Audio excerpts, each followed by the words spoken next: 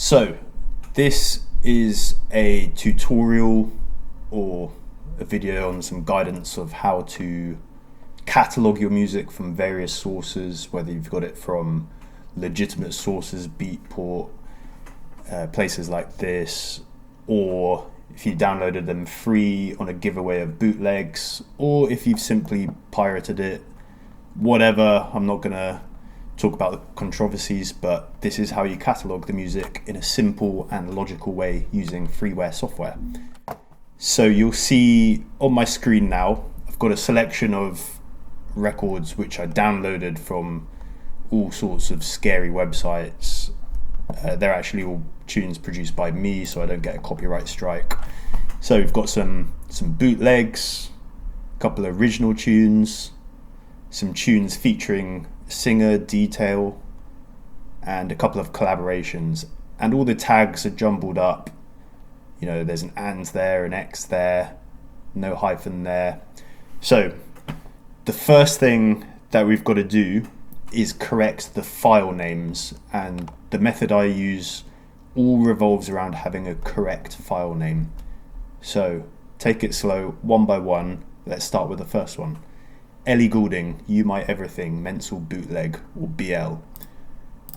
First thing I'm going to do is rewrite this with the correct capitalization. You My Everything. And I'm going to change BL to bootleg for consistency. Some people do bootleg remix.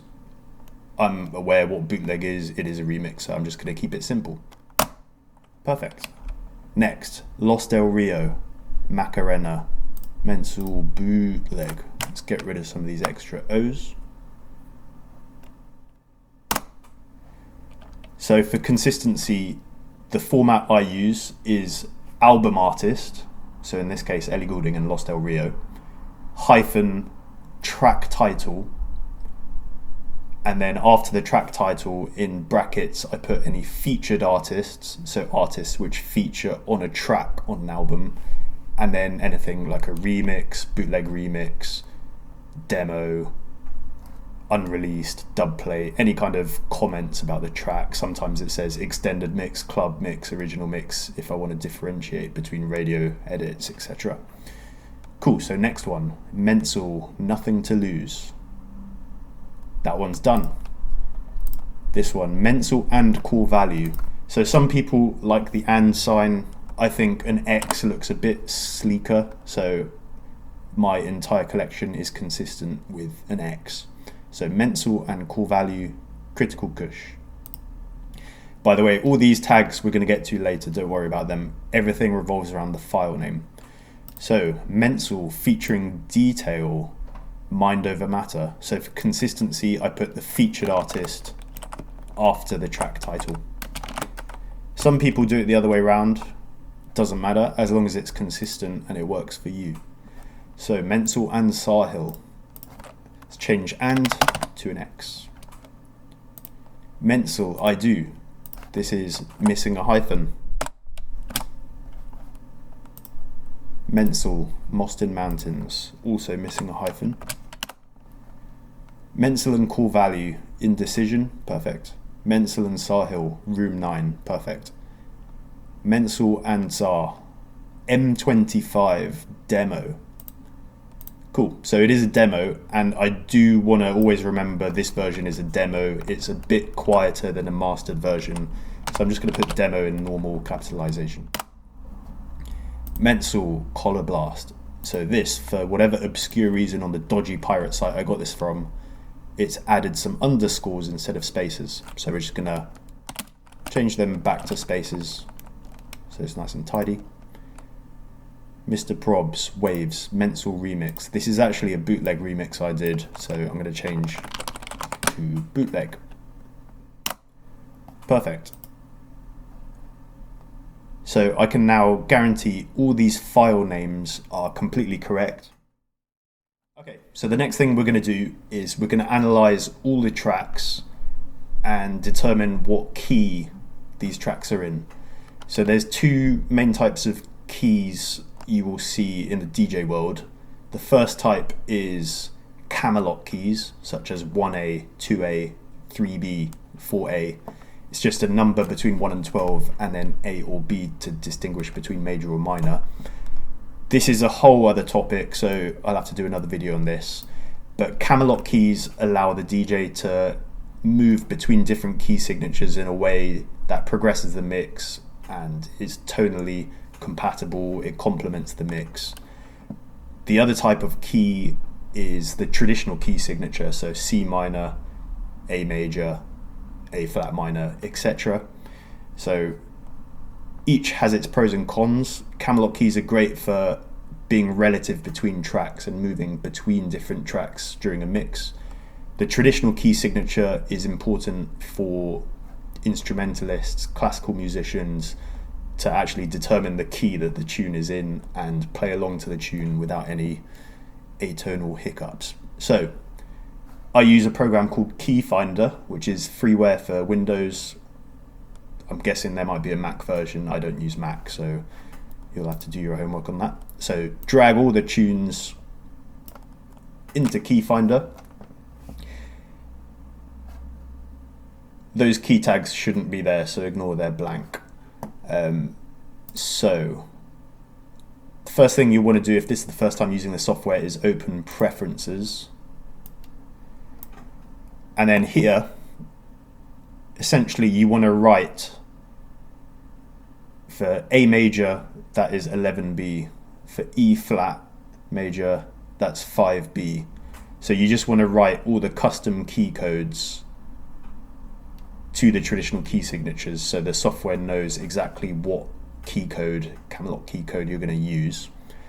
Here are the settings I use, so we want to write both the keys and the custom code, and we want to overwrite whatever is in this comment tag here.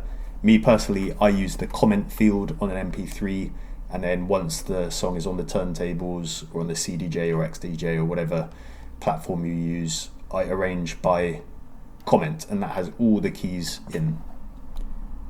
So the key tag we want to overwrite and the comment tag as well, so it's on both for good measure.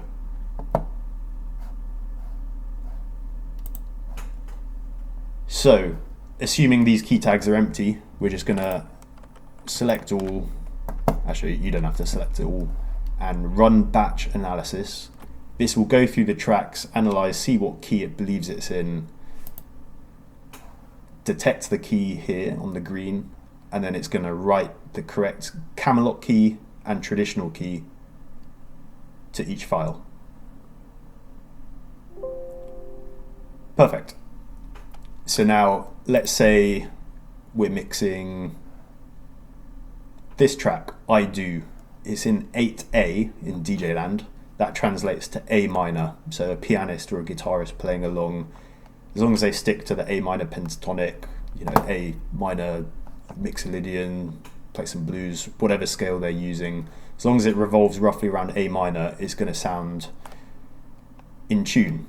And from 8A or A minor, just seeing if there's nothing directly next to it. Oh, we could mix into this, Nothing to Lose. That is in the same key, A minor. Obviously, I'll make another video on the Camelot keys, but 8A can progressively mix into 9A. You can go down a key into 7A. You can go to the relative major scale, which would be 8B or C major in traditional keys, but that's a whole other topic. So the detector key has been detected. It's written the comment with the Camelot key and the traditional key. All done. So you can close Key Finder. So the next stage in the process is to use this software MP3 tag, which is again freeware. Everything I use is freeware. And maybe it's on Mac again, I don't know. So you'll be presented with a blank screen here. Just drag the tunes you want to process into the main workspace. So here, all the file names are assumed to be correct because we corrected them previously. So we've got some artist tags which may or may not be correct, title tags which may or may not be correct. Some of these are definitely wrong. Critical Kush, 420 Blaze It. Who wrote that? I don't know. So the easiest way, assuming you've done the file name correct, is to translate the file name and auto-write the artist and the title from whatever is in here. And we can do that with the convert action here. This convert will take whatever is before the hyphen and put it in artist, and whatever is after the hyphen and put it in the title. So it saves a lot of time, assuming you've written the file names correct. So let's select all the tracks, go to convert, and we want to convert the file name to the tags.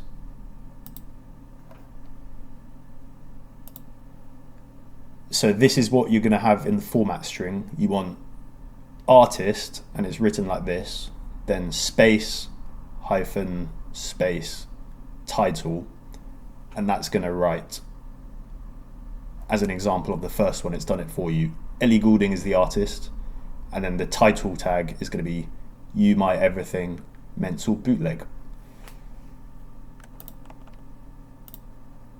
So let's hit OK, and it should hopefully, touch wood, process it correctly.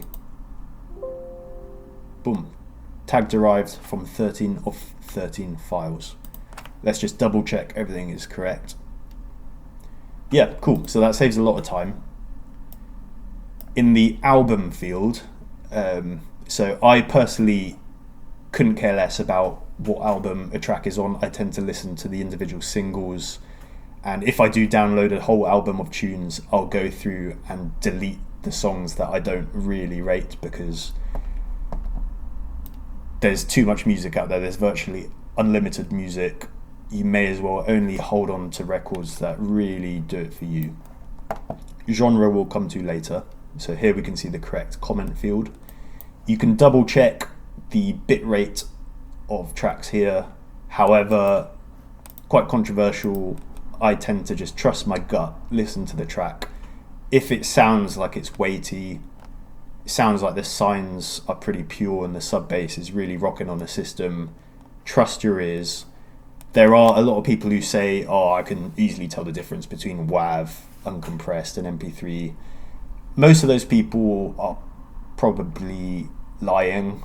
There's been many tests to suggest that a lot of people, they just think they can hear the difference. There is a difference depending how the algorithm derives the MP3, how it compresses it, and you can get artifacts, you can get a loss of the weight of the bass. But it's a track by track basis. So generally, as long as it's 320 kilobits per second, it sounds good. It's going to sound all right on a system, and only the 1% of the 1% who are not enjoying the night are going to care. So whatever. This bitrate also, we can't guarantee it tells the truth. So trust your ear, enjoy the music. If it sounds great and people feel good, just roll with that. Cool, so that's everything we need in MP3 tag. There is some other fields you might want to add here. So composer, if you like that kind of stuff, disc number, pictures. There are ways to tag from sources such as Discogs, etc., but I don't really need that when composing a mix. That's kind of additional info I don't need. So that's all we need in MP3 tag. So the next thing to do is to move all the records that you've processed into the correct genre folders. So I have my main genres here, 4x4, which is anything that has a kick on every quarter beat, so techno, house, lo-fi, progressive house, trance, all those kind of things are in 4x4, and you can see the subgenres here. So I've got deep and minimal, disco, garage and bassline, lo-fi and old school, progressive and trance, tech house, and then techno, which tends to be distinguished by kicks every 4 and no clap or snare. There are tracks that go between techno and house. Trust your gut. If it feels like a techno tune, put it in your techno folder. If it feels like a techno tune which is really a bit more tech house, it doesn't matter. No one looks at your DJ folders when you're mixing. And for some, for example, I'm doing an anime mix quite shortly, so I've put all the anime tunes into this temporary folder. But then once I'm done with the mix, I'm going to separate them out into, you know, the tech house, the progressive trance, etc. My drum and bass folder is split between jungle and IDM, liquid, neuro. Tear out and jump up is just anything that's loud, silly, you know, all that kind of stuff. Nothing against the genre, but it has its own special place and special moment sometimes. And tech, drum and bass. The only other main distinguishment I have is in my hip hop and rap folder. I distinguish between vocaled hip hop and rap, and then instrumental beats. I think that's the key difference. But then all my hip hop and rap and some R&B, if it sounds like it's more urban kind of stuff, then I chuck it in that folder. It doesn't all necessarily have rap. Some is a bit more sung. And then all my own records that I've produced go into Mencel dubs. So I just have but those tunes are also in the other folders. So I have a folder of all my own records, which is useful sometimes. So what you're gonna want to do is to move all the tracks that you've processed into your DJ folder, just like that. And then one by one, you're gonna move these into the correct folder. So for example, what is this? I Do by Mencel.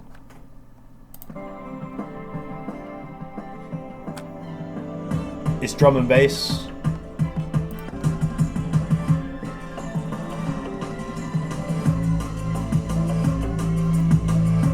It's liquid drum and bass, so I'd be moving that into D&B and then liquid drum and bass.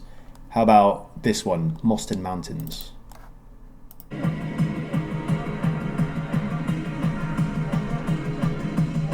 So this is drum and bass. It's not quite liquid.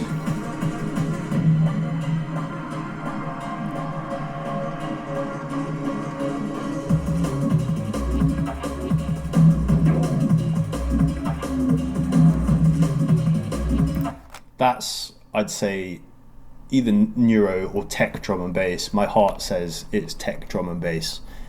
So I'd be putting that into D&B tech. Let's do one more. I won't do the Macarena remix because copyright. How about Room 9 by me and Sahil?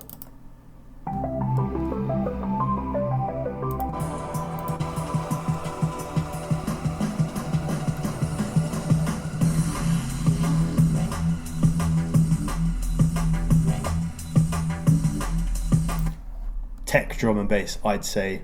If you have a different opinion, then great, do that with your tracks. Really, it's how you feel and how you're going to be mixing, because you're the selector. Genre rules, they're not rules that you have to abide by. I know there's endless arguments about genres. Think of it this way. A genre is just a way of describing music. It's not a rule you have to go by. It's not some strict categorization. If a bunch of people like drum and bass that was initially revolving around jazz samples and it's very melodic, there's this word liquid. It perfectly describes what they all have in common, so that's how the word is coined. There will be liquid tunes that are a bit more neuro and boundaries do collide, but as long as you think of it as a way of just describing and talking and categorizing music in quite a casual way, there shouldn't be any arguments. So let's assume all these tracks have been put into the right folders. Let's open liquid drum and bass. Now let's tag the genre. So all these liquid tunes, nice and categorized. Select all of them and then open them up in MP3 tag. So drag them in. 313 liquid tunes, good collection. So you might want to do a backup, obviously, in case you mess up or corrupt your entire liquid database. So make sure you do a backup if you're going to do batch editing like this. Select all your music that you'd like to tag as a specific genre, and then here on the left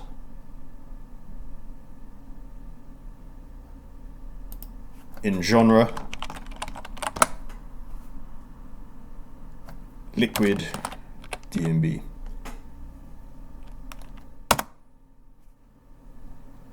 And then hit save. That is now writing the tag data to all 313 tracks. Perfect. So now all the genres are liquid drum and bass. Perfect. Okay, so now we're going to open Rekordbox, which is what I use to catalog music and prepare a USB for export so you can play it on XDJs, CDJs, other controllers. For my recorded mixes on Silo Radio, I use a Numark Mixstream Pro Go, I think, and that handles files from Rekordbox fine. So generally in DJ land, Rekordbox is the platform you want to be using. So you can see on the left all my playlists. For example, Kircher's Greatest Hits, which you'll see on the Silo Radio channel. Once I've recorded and used a playlist, I rename it with recorded rec in front of it so I can see which playlists I've done a mix of or used. So Space Cruising Rap, that's up and coming. Progressive Anime, that's up and coming. Chrome Star Shellers Only, that's up and coming. Deep Wobblers Only, that's going up this week, so I put a rec, etc. So we're going to make a new mix called Mencel Drum and Bass 7. Cool. New playlist. So let's go find all these drum and bass records that we just processed. They're on my desktop. Okay, so these are all the tracks, the drum and bass tracks that we're going to put together into a mix. It's just analysing some of the waveforms to do the beat grids. So you can go ahead and beat grid all the tracks so the grids will appear correct on the turntables. So I personally don't bother with this. So half my records when I'm playing a gig are wrong. Sometimes I'm going back to back with someone and the sync won't work because my beat grid is completely wrong, but I learned to DJ long before the sync button existed. Not that I care if people use it, but for me it's kind of in the ears, so if something's wrong or not gridded correct, I'll sort it out when I'm already at the gig. If you want to use beat grids, go for it. I totally recommend it. I just learned before it was a thing, so I don't care about it. So we can see it's analysed all the BPMs here of the tracks. If it hasn't done it, just right click, analyse, and it will reanalyze it. So we can see the BPMs are all correct, apart from this one, room 9 is put 88, which is correct, but it's the wrong denomination. It's actually should be double that to be consistent with the rest. So there's this button here called double the BPM value, and it does what it says on the tin. It doubles the BPM value. So click that, reload the track, 176, perfect. So these are all ready to go into a mix. We've got all the comments with the Camelot keys first, and then the traditional key signature after, so an instrumentalist can play along. We've got the track title perfect, and the artist and any featured artist in the after the track title in brackets. So we've made a playlist here, Mencel D&B 7, which is going to be our next mix. So select all the tracks you want to use. This can be a long process if you're going through a folder of hundreds of records, but for the purposes of this video, it's going to be these tunes. So select all the records, all one by one, right click, add to playlist, and then the selected playlist. So in this case, Mencel D&B 7.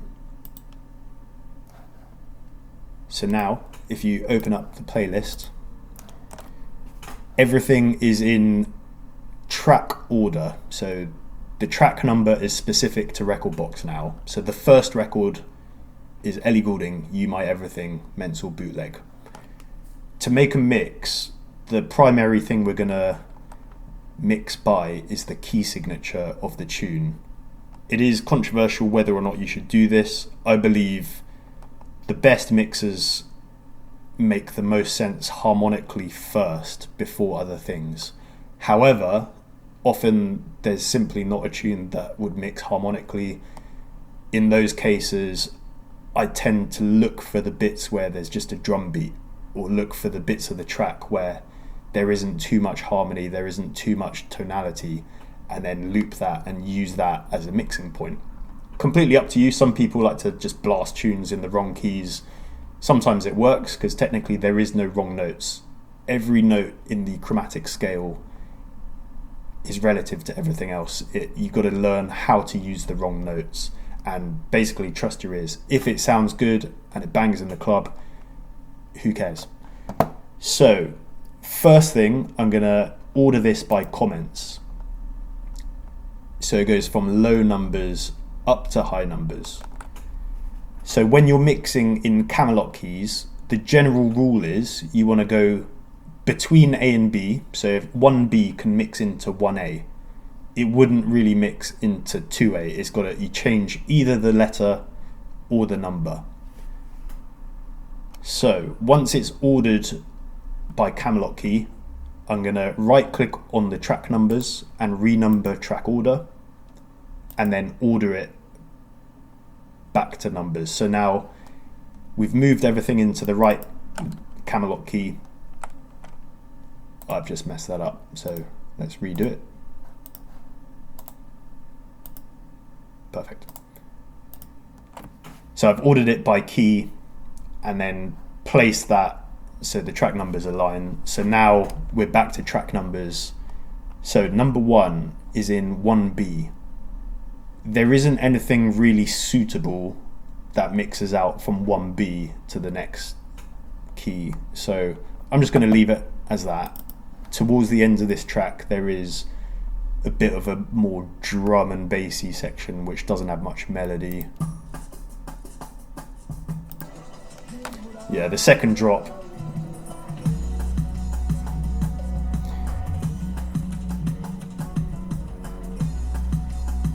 So there is some melody, there's some strings.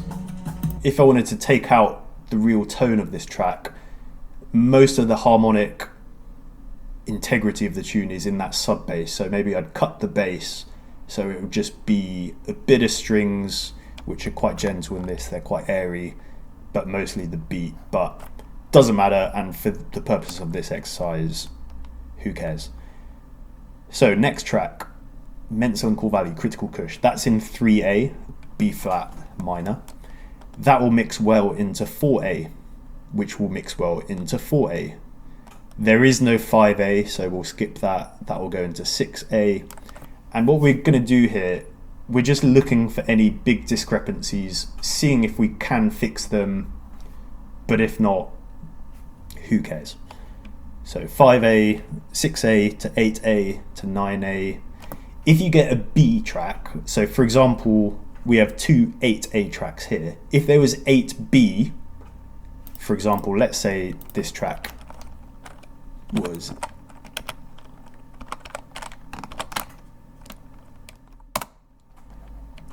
let's say for whatever reason that was actually 8B, I tend to put the B's in the middle of the A. So we're into 8A, temporarily go to 8B, and then back into the relative minor 8A, and then into the next key. That's how I go about the B's, because generally in dance music they focus around a relative minor. The drop goes to the minor tonic, so this will mostly be A's. So 8A, 10A, 11A, 12A. For these tracks, that's as good as it's going to get. When you've got about 50 tracks, then you can be a bit more versatile, you have more options, etc. But that's fine, and if it doesn't work out when we're mixing, who cares, it's too late. So that is done. I think we're ready to chuck these onto the decks. So to do that, plug in the USB, right click, and then export playlist. There's no USB in, let's put one in.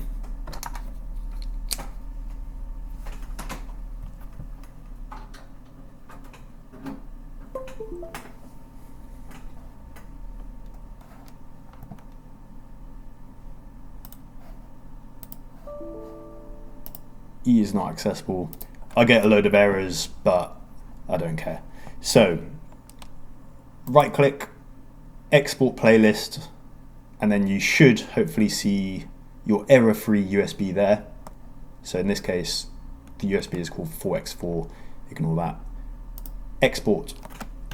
And you can see down here, it takes a while, but it's exporting with the correct tags set up for Rekordbox devices.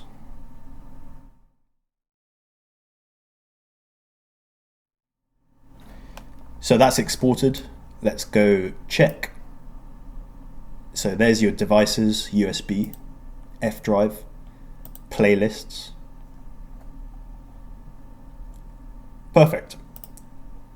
Mencel DMB, and it's got the tracks, so you should be able to. Cool, so that's running off the USB. Most important, make sure you eject the USB properly here. Remove USB device before you unplug it. That will prevent having your world littered with errors like mine, but like the Beatgrids, I just get on with it when I can. If I was playing a proper gig somewhere, I'd make sure the USB is correct, but you know, this is just a USB stick I've got lying around using for mixes at home, so remove. And only once it's disappeared from devices, take it out. That's ready to go to the club.